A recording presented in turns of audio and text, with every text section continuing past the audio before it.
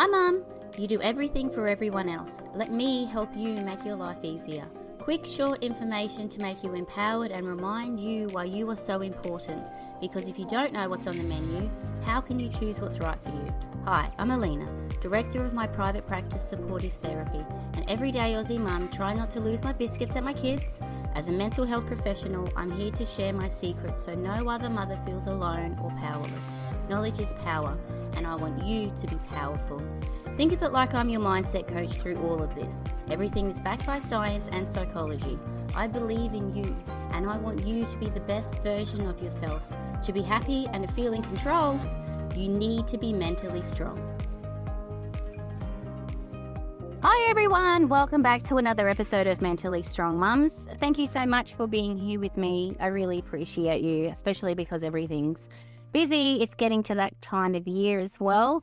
But this episode's very, very important, especially for your romantic relationships as well as your parenting with your kids, as well as understanding your own emotional needs and what do you need? What do you need to feel safe, emotionally safe? What does that look like for you feeling heard and seen, right? And then as a part of a partnership. And then how can you then help your children know the difference and feel in their body what it's like to actually feel validated as opposed to invalidated, right?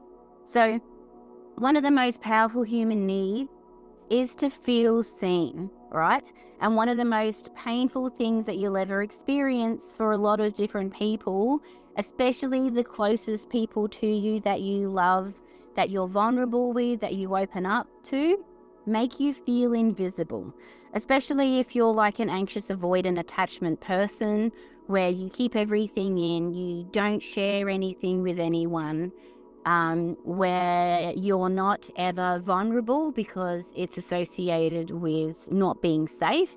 And when you finally have the courage to open up and be vulnerable, the other person goes, oh yeah, and then they look at their watch and then they kind of, yup, I've just gotta, and then they're out. You feel awful, like you're vulnerable and naked, and then you then hate on yourself going, why did I even do that? I know I shouldn't have done that. But really, in those moments, it was you seeking connection. It was you trying to feel like I'm safe and I've got someone, right? So the more vulnerable you are with someone, the deeper the connection that you have. But if I feel like it's not emotionally safe for me to be vulnerable, for whatever reason, you dismiss me or you don't know how to handle it or you keep trying to problem solve me or you then make it all about you, that then only leads to surface relationships as opposed to those deep connections and those deep relationships. And for a lot of women, as we evolve and go through our life, we generally want to look and we seek and we search for being genuine and authentic and these deep connections with people, but we can't have them if we're not allowed to be vulnerable, right? And that's why being validated in those moments when you're being truly vulnerable is very important. Whether the other person is invalidating you, whether that's on purpose or not, whether they can't handle it, whether they feel injustice for whatever reason, we've got to be able to understand you and what you need and how to make it safer for you to open up and be more vulnerable, right? So one really interesting example that's really funny, awkward, not really funny, is that if you're having a hard time with your kids and you open up to your mum or your mother-in-law about how difficult it is and you say, I'm exhausted, I've done all of this stuff, oh man, I feel like I just kind of need a break. And then you almost get this invalidation, well, you think that's hard, try doing what I did in the 80s, right? That's all gone. So then you then learn, because you were invalidated in that moment, you then have learned or been conditioned that I can't open up or I can't do that. That's also an example of tit for tat a tit for tat scenario where when I work with couples, that's really quite common, where the dads burn out and the mums burn out. So the mum will say, geez, she's a stay-at-home mum. I've had such a huge day with the kids. The house is such a mess. I feel like I'm drowning. I can't even keep the kitchen clean or fold the clothes. And I feel like I'm so exhausted and I haven't slept. You're essentially looking for connection and validation in that moment of someone to nurture you and say, oh, babe, that's awful. I'm so sorry. Like, is there anything I can do for you? But sometimes if your partner is drowning as well, they're sleep deprived, they've had a massive day, they feel the pressure of the finances on them. They feel like they've got the raw end of the deal, right? Instead of them having the capacity to validate you in that moment when you're seeking for it, when you're saying, geez, I feel like I'm drowning, I can't do anything right, I can't even keep this house clean, I'm such a bad mum, I've been at home all day and I just haven't survived. Instead of you getting what you need from your partner goes, well, I'm tired too. I've had a really long day and now I've had to come home and I don't even get a rest because I'm going to have to do all the cleanup work because you haven't. Do you know what I mean? That tit for tat, that complete invalidation. But for me, that's evidence of we're both drowning, we're both not having a good time. We don't have our cups are completely empty to the point where we do not have the capacity to nurture each other. And we don't have the capacity to meet our own needs, let alone meeting your partner's needs, right? So that's a huge common example that happens all the time. And that's why sometimes these are little ruptures in the beginning. So we could have the best relationship in the world, and then we have kids, and this is what this looks like. And because we're burned out or we're drowning or we don't have these skills, we then accidentally invalidate each other. It leads to this tit for tat mentality, and then that creates ruptures in our relationship where we don't feel safe with the other. We feel all completely alone and isolated. We feel like we're the one that's doing everything and the other one's not doing anything.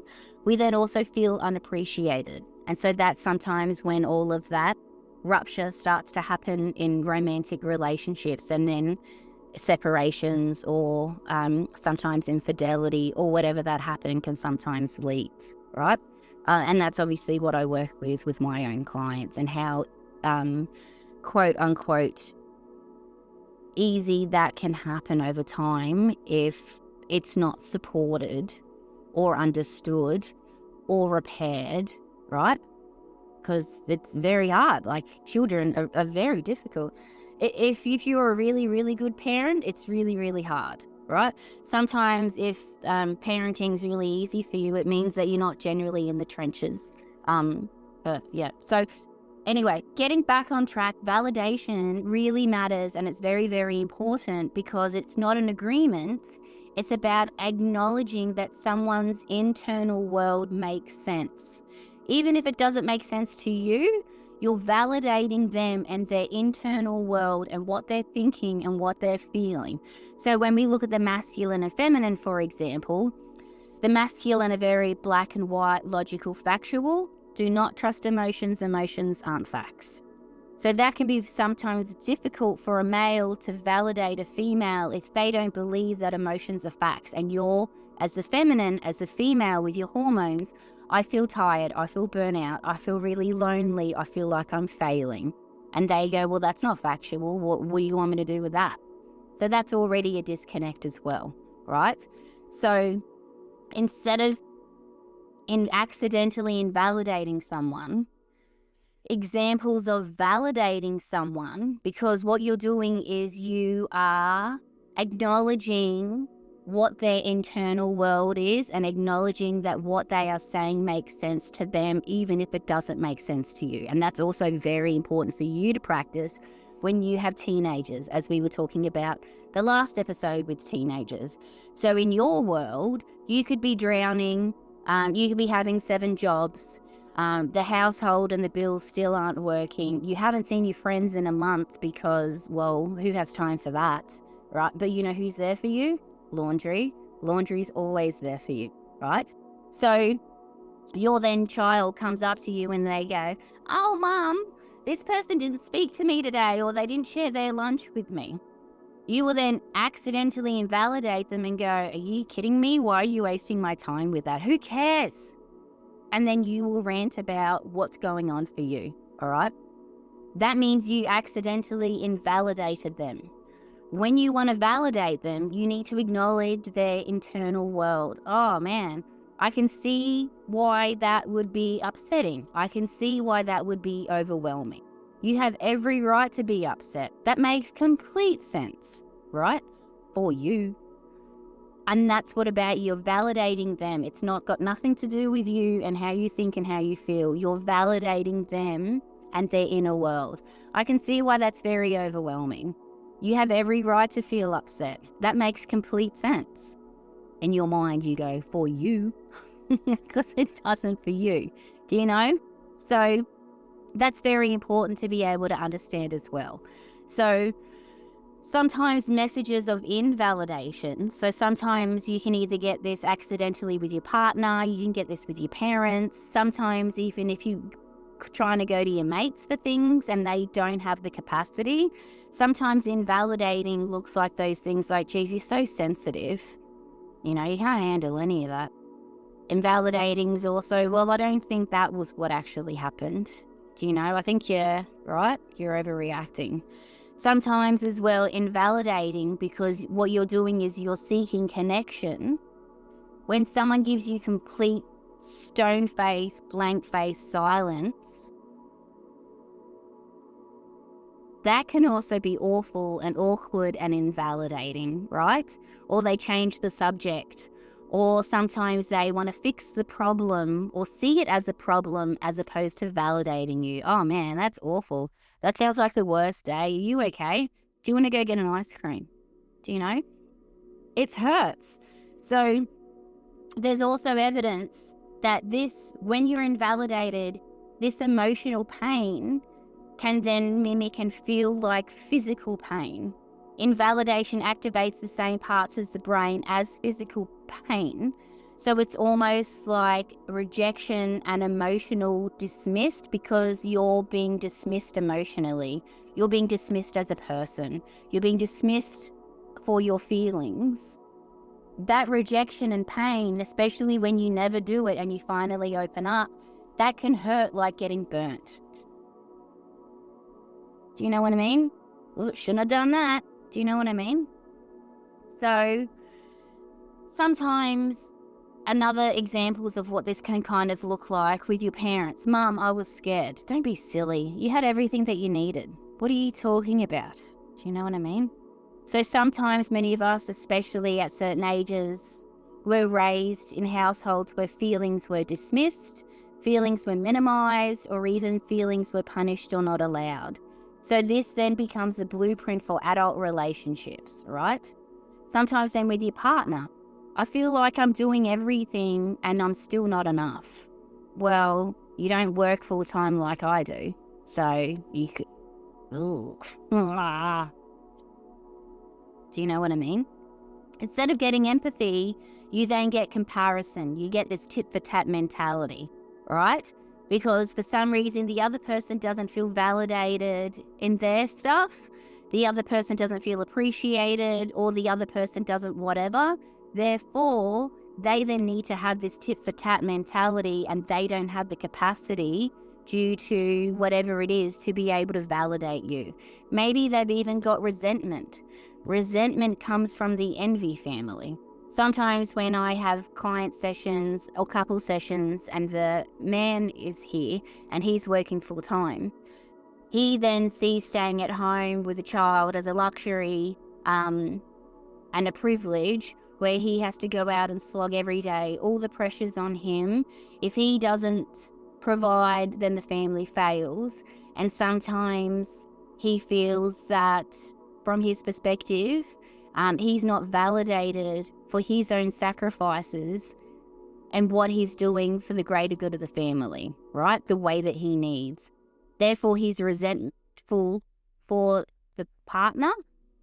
Resentment comes from the envy family. envious of maybe if I stayed home and I wouldn't have this pressure on me and all the pressure she could be on her. Do you know? So understanding disconnects as well. And if the other person isn't validating you, why aren't they validating you? Is it because of resentment? Is it because of tit for tat? Is it that emotional immaturity where they're just at this point in time not capable to do that for you because they were never allowed? If they were growing up in the 70s and you're asking for validation, that doesn't still exist for them, some people. Do you know what I mean? I even have had couples, quote couples, where it's a mother and daughter and the mother's in her 70s and the daughter is obviously younger and the daughter's begging and asking to be seen and validated and a connection from her mum. And the mum straight up looks at her and goes, no, I don't do that. And I don't want to learn to do that. That's not who I am. You should accept me for who I am. If you want to... This is what the mum says to the daughter, and the mum in her 70s. If you want me to be in your life, accept me for who I am and I'm not going to change for you. But mum, all I'm looking for is some validation and some acknowledgement and some connection. I don't do that. Mum, but I don't want to do that. Accept me for who I am. Okay, mum. Do you know what I mean? So that's also understanding that if you're going to be in someone's life, you have to accept them for who they are. If you can't do that, that's then a boundary, and then you need to reevaluate what that looks like for you. Okay? If you still want to be in your mum's life after that, what does that look like for you moving forward? If all you seek is validation, but they're unable to give it to you for whatever reason, for trauma responses, for blah, blah, blah, blah, blah, whatever it is. So what does that look like now for you on your terms? If you still choose to have them in your life so that it's still beneficial for you and it's still a choice for you, right? So sometimes with your kids, when you accidentally invalidate them, your kid will come up and go, Mum, I'm really scared of the dark. Oh, there's nothing to be scared of. Shut up, go to bed. Do you know what I mean? Instead of doing that, man, it makes sense that you would feel that way. The room is pretty dark. Do you want to tell me more about that? What are you scared of? What do you think's fair, right? So it's not your child's job to validate your pain. Your child is not the parent. You are the parent, right? So if the child says to you and is brave enough to say to you, Mum, you hurt my feelings, you have to validate their internal world because for them, through their little eyes, that's their truth.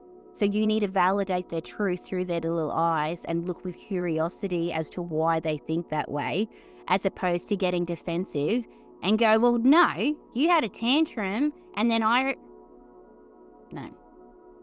This is all about mentally strong growth mentality, being the best version of you that you can and breaking all of these cycles. Maybe that's what your mum did to you or your dad did to you or your nana did to you. Do you know what I mean? So this then leads to why it's sometimes difficult for you to validate others because you were never shown how, right? Or essentially their emotional triggers, their emotions trigger your own unresolved pain. That's a huge one as well, especially if you're anxious avoidant. Another one is if you're burnt out, you're tapped out, your cup is empty, you then don't have the capacity to be able to sit with someone in their pain, to be able to walk them through it and validate them. That's very difficult. You don't have to do that every time. You don't have to be their counselor. Sometimes all you need to do to validate what someone says is, yeah, I see how that would be scary. I see that why you're upset. Sometimes that's all you need to do. It doesn't have to be cuckoo, in-depth counseling. Let's sit down for 4 hours and talk about it. No. Sometimes if someone says something, like, just validate them. Yeah, I see how that would be hard. Do you need help? I see how that would be difficult. Do you want to cuddle? I see how, yeah, that sounds awful. That's it. That you're just validating their inner experience. Do you know what I mean? You don't need to fix it and you don't need to make it go away. That's not your job unless it's the comfort, solutions, or silence. Do you need solutions? Do you need me to fix this for you? Do you need comfort? Do you want to cuddle? Do you need silence so you can just talk about what's happening for you? Do you know what I mean? And it comes back to all of that co-regulation. It's a learned skill to co-regulate, right? It's that emotional literacy, emotional intelligence. You're not born with it. You have to learn it. And that's why you're listening to all of this stuff as well, right? So for you, you want to be brave and be vulnerable because you realize that you want deeper connections. And you can only have deeper connections when you're vulnerable, right? So when you want to ask for your own emotional needs, one, you have to figure out what they are. Maybe I might even do an episode on what emotional needs are so that you can ask for them, right? So I don't need you to solve this. I just need to feel like I'm not alone. Imagine saying that. Especially if you were vulnerable with your partner and they go to problem solving, you can then be brave and say, babe, I don't need you to solve it. I just need to feel like I'm not alone. They'll go, oh. You go, yeah. Well, you're not alone. Of course you're not alone. Thanks, man. Do you know? Sometimes when you say just get over it, it makes me feel unseen. In future, could you please try saying, I hear you, instead of you saying, I get over it? So this is explaining and talking about your needs, what you want as well. These are boundaries. Listen, I want to be open with you. You're the love of my life. You're my partner. I want to be able to come to you because otherwise I'm going to hide things from you. What do you mean you hide things from me? Because if you're not emotionally safe for me to come to, I'm not going to come to you anymore. I'm going to go to other people. So which means I'm not going to tell you anything. Let's work through this together because I want you to come to me with your stuff and I want to be able to handle it the way that you need me to handle it. But I also want to come to you with my stuff, but I want you to handle it the way that I need you to handle it as opposed to you fixing everything or trying to make it go away. Do you know what I mean? So, and then when you can do that with your partner, do it in front of the kids because then they will learn that's normal. And they will learn to talk and they will learn to hash it out and then they will learn about validation. That's very important. Some people just do this in secret where the kids don't hear because they're scared of conflict. Do it in front of the kids. Imagine having that conversation in front of your kids. I don't need you to solve it. I just need to feel like I'm not alone. That then will become their vocabulary with their own friends, with their own partners, with their own teachers, whatever that is, right? So, sometimes you gaslight yourself. So even though we've been talking primarily about other people invalidating you, sometimes you can accidentally invalidate or gaslight yourself. It wasn't that bad. People have it worse. I'm just being ridiculous. I'm just overreacting. And I get that with mums in my office all the time, right? It's almost like internalized emotional abuse towards yourself, right? So how can you essentially practice validation for yourself? You know what? What I feel is real. It might be messy, but it's mine and I'm allowed to feel it. Try to be compassionate to yourself. Do you know? People might have, we all go through stuff and this is really hard for me at the moment. I'm not having a good time. I feel very scared and very nervous. So validate yourself in those moments as well. Instead of always looking for that external validation, try to get it from yourself. Because once you can get it from yourself, it's the most beautiful present you can ever give to yourself, right? So sometimes when we talk about validation versus invalidation, some really uncomfortable truths, they look like sometimes your mum did dismiss you. And sometimes she still does, right? If she hasn't learned. Sometimes your partner might not be emotionally safe for you right now. Sometimes your feelings are not too much. Your feelings are not too much. You are not too much. You feel what you feel and their emotions. Females have hormones. Females are emotionally driven. Emotions are normal and healthy for women. Emotions are normal and healthy. But if we've grown up in a society or an environment where your emotions were dangerous or not allowed or were made to be fun of, you then feel shame or ashamed of being a woman, or ashamed of being feminine, or ashamed of being female, right? But your feelings are not too much. You are allowed to need reassurance if that's what you need, right? You don't have to justify your emotional reality, and you don't have to gaslight yourself. This is how I feel. Other people don't react or respond the way that I do, and that's okay, but I feel the way that I feel, right?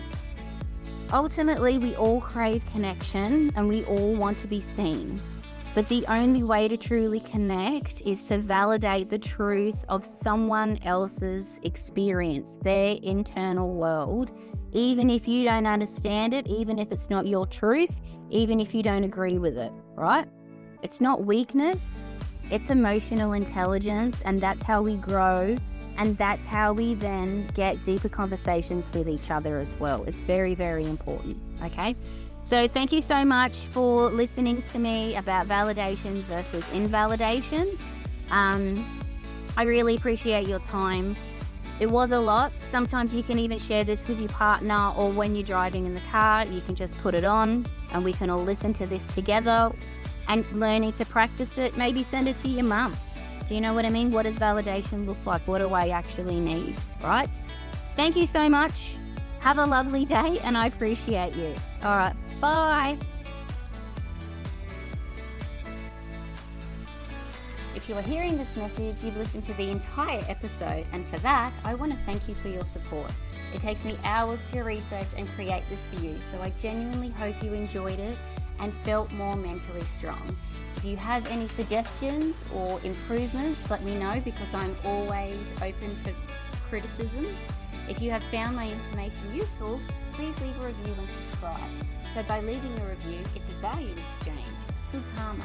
I value your support just as much as you value my free information. So find me on Instagram and Facebook by searching Mentally Strong Mums, and I'm Aussie, so we're spelled MUM. And then you can find heaps of resources on www.mentallystrongmums.com. And this podcast is for you. So let me know what topics you would like to see covered in future episodes. And if yourself is a professional that is working with mums and would like to be a guest to help other mums be mentally strong, I would love to support you. So message me on Instagram on Mentally Strong Mums, MUMS, all one word. Thank you so much for your time. Have a wonderful day, you beautiful mum.